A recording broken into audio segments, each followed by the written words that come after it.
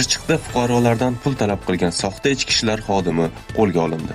Chirchiq shahrida ikki shaxs fuqaroga o'zlarini ichki ishlar xodimi sifatida tanishtirgan.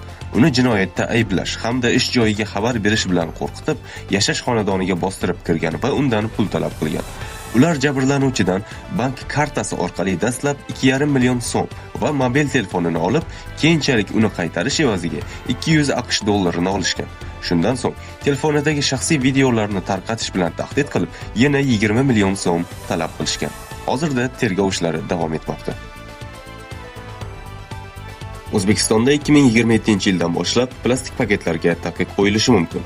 O'zbekiston 2025-2027-yillarda plastik chiqindilarni kamaytirish bo'yicha milliy dastur ishlab chiqmoqda. Rejaga ko'ra, 2027-yildan boshlab plastik paketlarni ishlab chiqarish va hatto import qilish ham taqiqlanadi. Shuningdek, biodegradatsiyalanuvchi paketlardan foydalanish targ'ib qilinishi mumkin.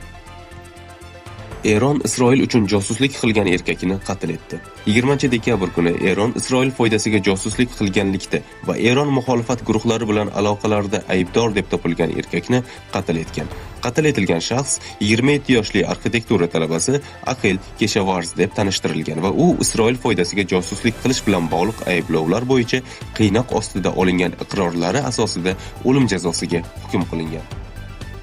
Qirg'iziston tashqi qarzini bir kunda to'lab qo'yishi mumkin. Sadir Japarov: mamlakatning umumiy davlat qarzi 8,6 milliard dollarni tashkil etmoqda. Shundan qariyb 5,2 milliard dollari tashqi qarzlarga to'g'ri keladi. Ma'lumot uchun, O'zbekistonning davlat qarzi 72 milliard dollardan oshgan.